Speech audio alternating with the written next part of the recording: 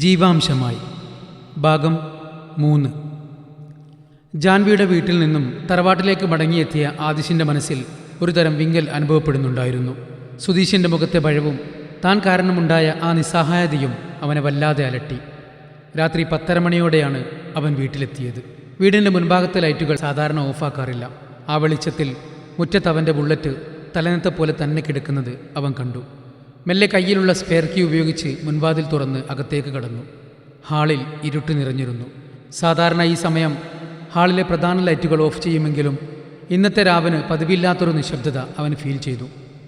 എല്ലാവരും നേരത്തെ തന്നെ റൂമിൽ കയറും. അതിവിടുത്തെ പണ്ടേയുള്ള ശീലമാണ്. പുറത്തു പോകുന്നവർ വന്നു കീ ഉപയോഗിച്ച് വാതിൽ തുറന്നുകൊള്ളണം.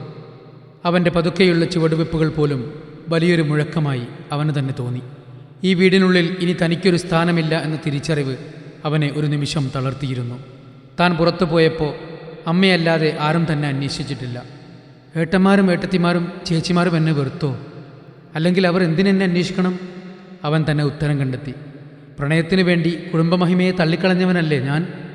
അവൻ നേരെ കോണിപ്പടികൾ കയറി തൻ്റെ മുറിയിലേക്ക് പോയി.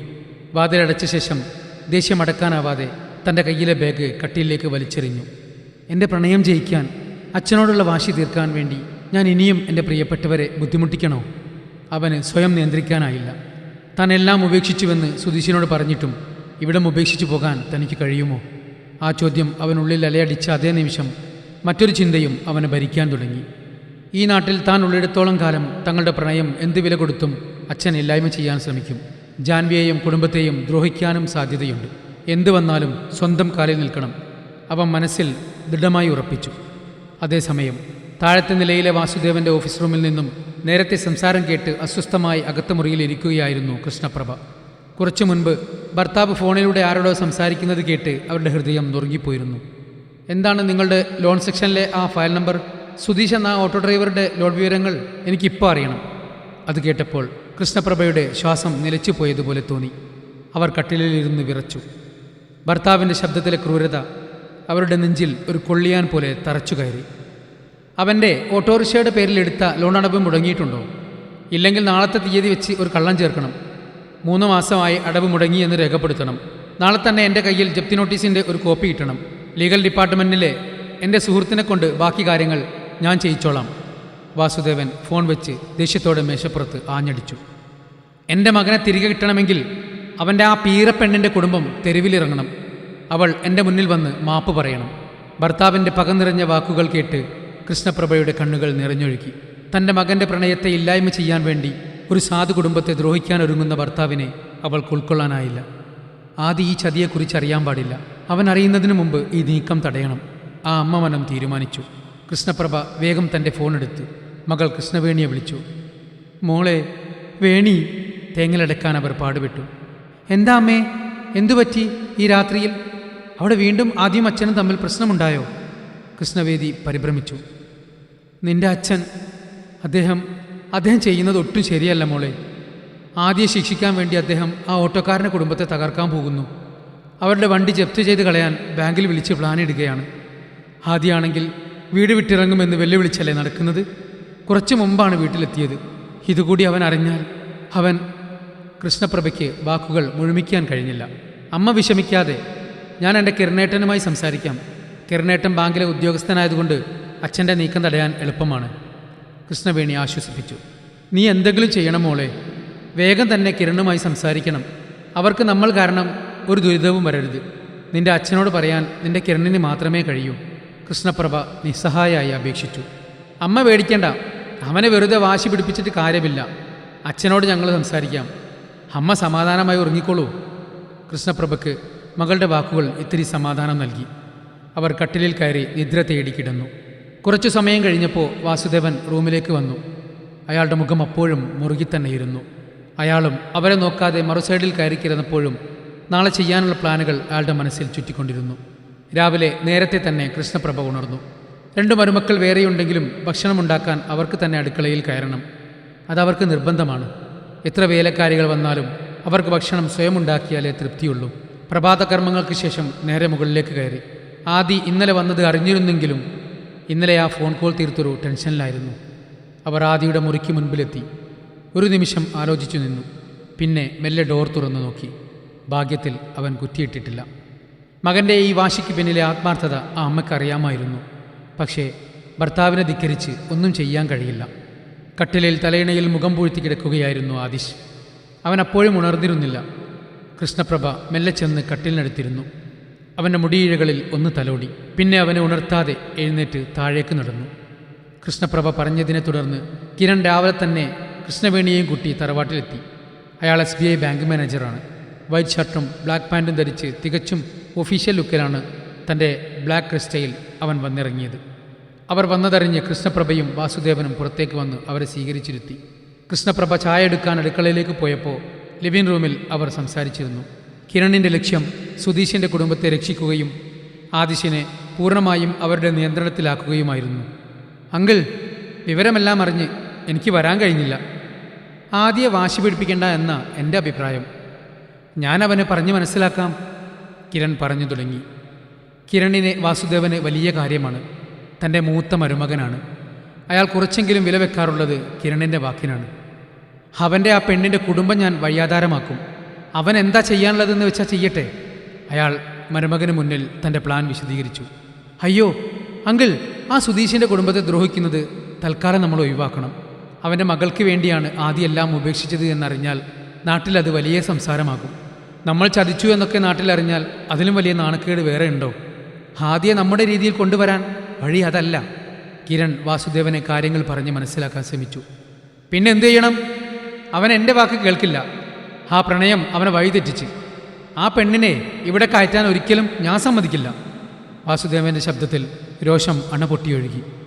അങ്കിൾ, ഞാനൊരു വഴി പറയാം. അവനെ ഇപ്പോൾ ആ കോളേജിൽ വിടുന്നത് കൂടുതൽ അപകടമാണ്. അവൻ കൂട്ടുകാരുമായി ബന്ധപ്പെട്ട് കൂടുതൽ തെറ്റായ തീരുമാനങ്ങൾ എടുക്കാൻ സാധ്യതയുണ്ട്. ചിലപ്പോൾ വീട് തന്നെ വിട്ടിറങ്ങിപ്പോവും. കിരൺ പതുക്കെ തൻ്റെ പദ്ധതി അവതരിപ്പിച്ചു തുടങ്ങി. എൻ്റെ പെങ്ങൾ തിരുവനന്തപുരത്തുണ്ടല്ലോ, നമുക്ക് ആദ്യം അവിടേക്ക് അയക്കാം. ഈ നാട്ടിൽ നിന്നും മാറി മറ്റൊരു സ്ഥലത്ത് പോയാൽ അവന് സൗഹൃദങ്ങളുമായി ബന്ധം കുറയും. അവിടെ മറ്റൊരു കോളേജിൽ പഠനം തുടരുമ്പോൾ ആ പ്രണയത്തെക്കുറിച്ച് അവൻ പതിയെ മറക്കും. തിരുവനന്തപുരം, അത് നല്ലൊരു തീരുമാനമാണ്. അവൻ പുതിയൊരു ലൈഫ് തുടങ്ങുമ്പോൾ ഈ പ്രണയം ഉപേക്ഷിച്ചേക്കാം. വാസുദേവൻ്റെ മുഖത്ത് പ്രതീക്ഷയുടെ നേരിയ രേഖ തെളിഞ്ഞു. അതേ അങ്കിൾ, അവൻ്റെ സുരക്ഷയും പഠനവും എൻ്റെ ഉത്തരവാദിത്തത്തിലായിരിക്കും.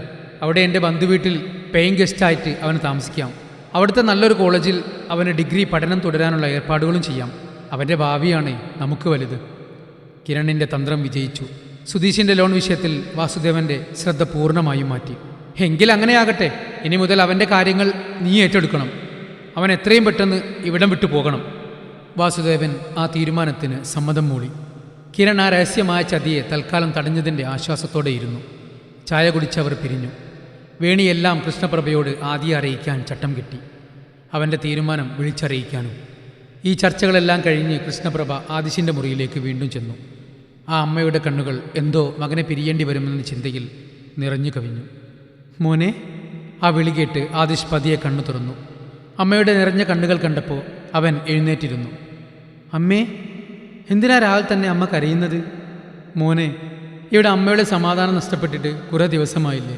നിന്റെ വാശിയല്ലാതെ നിനക്കൊരു കാര്യവും അറിയില്ല.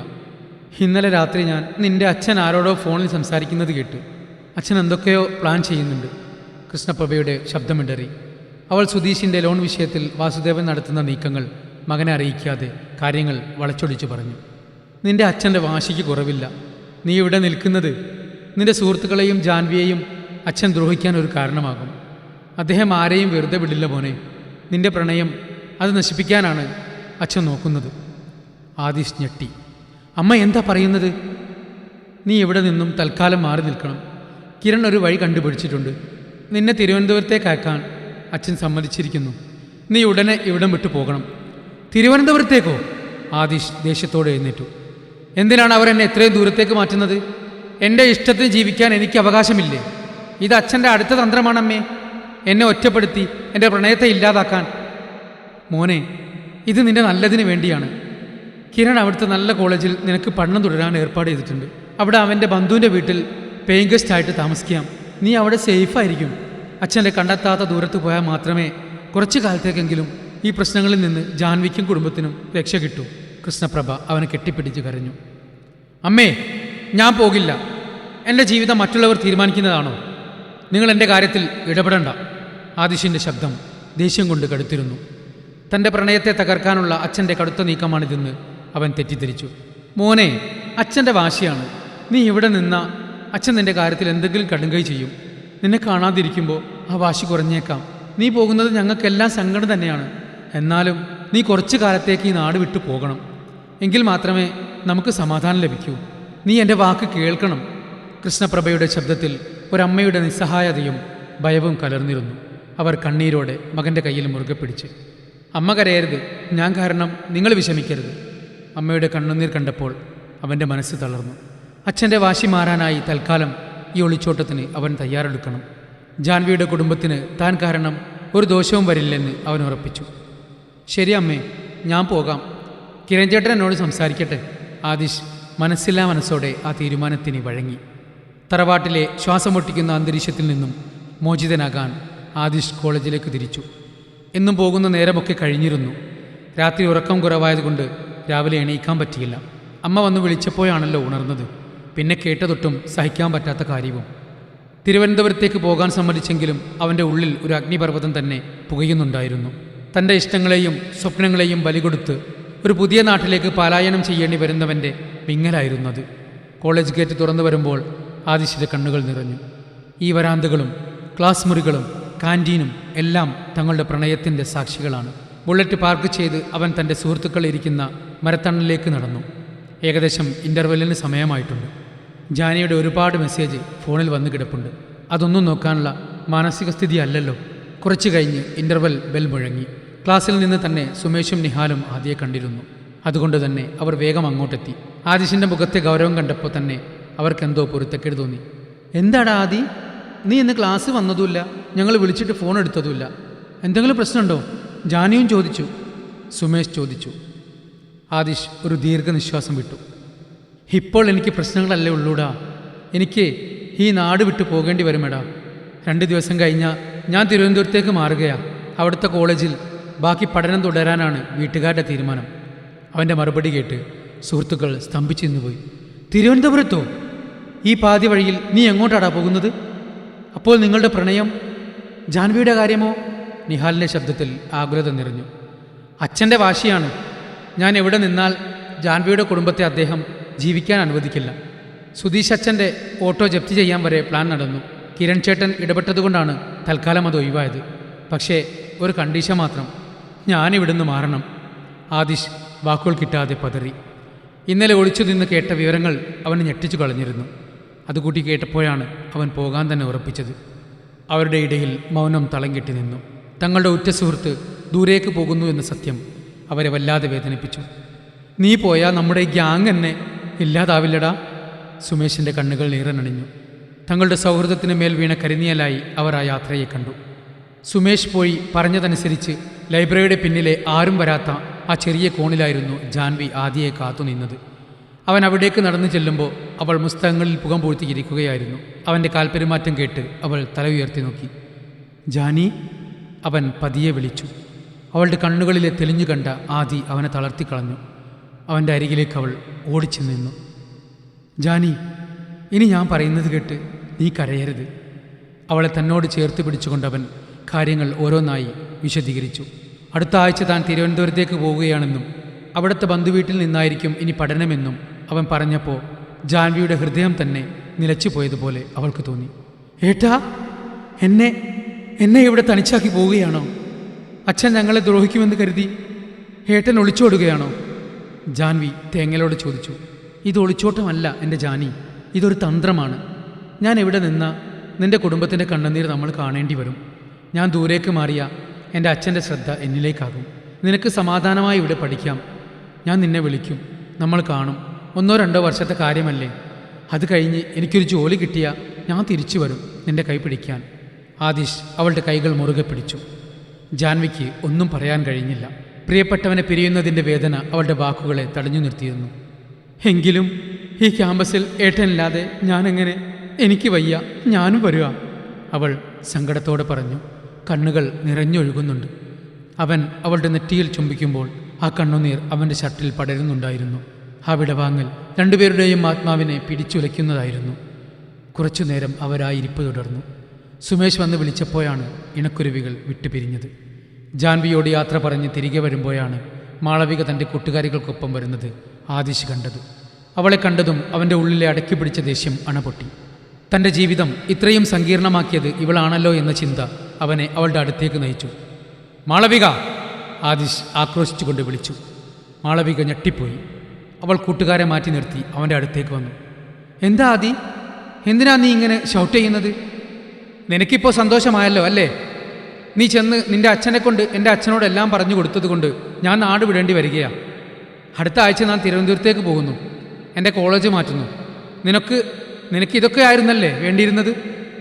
ആദിശ് രോഷത്തോടെ അവളുടെ കണ്ണിന് നേരെ വിരൽ ചൂണ്ടി. അത് കേട്ട് മാളവികയുടെ മുഖം വിളറി. ആദി, ഞാൻ അച്ഛൻ്റെ അടുത്ത് പറഞ്ഞ അങ്കിളിനോട് പറഞ്ഞത് നിന്റെ നന്മയ്ക്ക് വേണ്ടിയാ. നീ ജാൻവിയുടെ കൂടെ നടന്ന് നശിക്കുന്നത് കാണാൻ എനിക്ക് വയ്യായിരുന്നു. എൻ്റെ നന്മയോ? എന്ത് നന്മ? എൻ്റെ പ്രണയത്തെ ചതിച്ചിട്ട് നീ എന്ത് നന്മയെക്കുറിച്ചാണ് സംസാരിക്കുന്നത്? കുടുംബ മഹിമയും അന്തസ്സും പറഞ്ഞു കൊടുത്ത് നീ എൻ്റെ ജീവിതം തകർത്തു. നീ കാരണമാണ് ജാൻവിയുടെ കുടുംബം ഇന്ന് ഭയത്തിൽ കഴിയുന്നത്. ഈ ചെയ്ത ചതിക്ക് കാലം നിനക്ക് മറുപടി തരും മാളവിക. പക്ഷേ ഒന്നോർത്തോ, നീ എത്ര ശ്രമിച്ചാലും എൻ്റെ മനസ്സിൽ നിന്ന് ജാൻവിയെ മാറ്റാൻ നിനക്കോ നിൻ്റെ അച്ഛനോ കഴിയില്ല. ആദിശ് അവിടെ നിന്നും ദേഷ്യത്തോടെ നടന്നു നീങ്ങി. മാളവിക അവിടെ തറഞ്ഞു നിന്നുപോയി. തൻ്റെ സ്നേഹം എന്തെങ്കിലും തിരിച്ചറിഞ്ഞ് അവനെ തന്നിലേക്ക് അടുപ്പിക്കാമെന്ന് കരുതിയ മാളവികയ്ക്ക് കിട്ടിയത് അവൻ്റെ ആജീവനാന്ത വെറുപ്പായിരുന്നു. അവൾക്ക് കരയണോ അതോ ദേഷ്യപ്പെടണോ എന്ന് മനസ്സിലാവാത്ത അവസ്ഥയായി. വൈകുന്നേരം പ്രിൻസിപ്പൽ കൊടുത്ത ട്രാൻസ്ഫർ സർട്ടിഫിക്കറ്റുമായി കോളേജ് വിട്ടിറങ്ങുമ്പോൾ ആദിശിൻ്റെ മനസ്സ് ശൂന്യമായിരുന്നു. തൻ്റെ പ്രിയപ്പെട്ട ബുള്ളറ്റ് ഓരോ വളവും പിന്നിടുമ്പോൾ അവൻ അറിഞ്ഞു, ഈ റോഡുകൾ തനിക്കിനി അന്യമാവുകയാണ്. ജാൻവിയെ പിന്നെ അവൻ കാണാൻ ശ്രമിച്ചില്ല. അവളും വിവരങ്ങൾ അറിഞ്ഞതിന് ശേഷം അവൻ മെസ്സേജ് അയക്കുകയോ വിളിക്കുകയോ ചെയ്തില്ല. അവൾക്ക് കേട്ടതൊന്നും സഹിക്കാൻ കഴിയില്ല എന്നവൻ അറിയാം. ദിവസങ്ങൾ കഴിയുന്നതനുസരിച്ച് സാഹചര്യത്തോട് പൊരുത്തപ്പെട്ടു വരും. അത് സ്വാഭാവികമാണ്. തൻ്റെ പ്രണയവും സൗഹൃദവും ഉപേക്ഷിച്ചു പോകുന്ന ഒരു തോറ്റവൻ്റെ മനസ്സോടെ ആദിശ് ബുള്ളറ്റ് തറവാട്ടുമുറ്റത്ത് പാർക്ക് ചെയ്തു. വീടിൻ്റെ ഉമ്പറത്ത് തന്നെ വലിയ ഏട്ടൻ ഹരീഷും രണ്ടാമത്തെ ഏട്ടൻ ഗണേശും ഗൗരവത്തോടെ ഇരിക്കുന്നുണ്ടായിരുന്നു. മുറ്റത്തവൻ്റെ ബുള്ളറ്റ് വന്ന് നിന്നപ്പോൾ തന്നെ അവരുടെ സംസാരം നിന്നു. ആദിശ് ആരെയും നോക്കാതെ അകത്തേക്ക് കടക്കാൻ ശ്രമിച്ചെങ്കിലും ഹരീഷിൻ്റെ ശബ്ദം അവൻ തടഞ്ഞു. ആദി, ഒന്നിങ്ങോട്ട് വന്നേ, നിന്നോട് ചിലത് ചോദിക്കാനുണ്ട്. ആദിശ് മനസ്സില്ലാ മനസ്സോടെ ഉമ്മറത്തെ ചൂരൽ കസേരയിലേക്കിരുന്നു. അകത്തെ മുറിയിൽ നിന്നും ഏട്ടത്തിമാരായ ജയസുധയും രശ്മിയും അവിടേക്ക് വന്നു. എല്ലാവരുടെയും മുഖത്ത് ഒരുതരം പുച്ഛവും നീരസവും കലർന്ന ഭാവമായിരുന്നു. നീ എന്തൊക്കെയാണ് ആദി ഈ കാണിച്ചു കൂട്ടുന്നത്? ഗണേശാണ് സംസാരം തുടങ്ങിയത്. നമ്മുടെ കുടുംബത്തിൻ്റെ അന്തസ് എന്താണെന്ന് നിനക്കറിയാമല്ലോ. അച്ഛൻ ഈ നാട്ടിൽ എത്ര നിലയും വിലയുമുള്ള ആളാണ്. അദ്ദേഹത്തിൻ്റെ തല ഉയർത്തിപ്പിടിച്ച് നടക്കാൻ പറ്റാത്ത രീതിയിൽ നീ ഒരു ഓട്ടോക്കാരുടെ പെണ്ണിൻ്റെ പിന്നാലെ പോയത് ശരിയാണോ? ആദിശ് ഒന്നും മിണ്ടിയില്ല.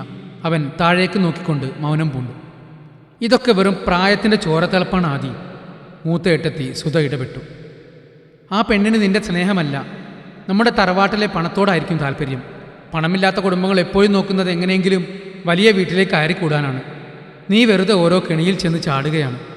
ജാനിയെക്കുറിച്ച് ഏട്ടത്തി പറഞ്ഞത് കേട്ടപ്പോൾ ആദിശിൻ്റെ ഉള്ളിൽ ദേഷ്യം അണപൊട്ടി തുടങ്ങി. അവൻ മുഷ്ടി ചുരുട്ടി പിടിച്ചുകൊണ്ട് ദേഷ്യം നിയന്ത്രിച്ചു.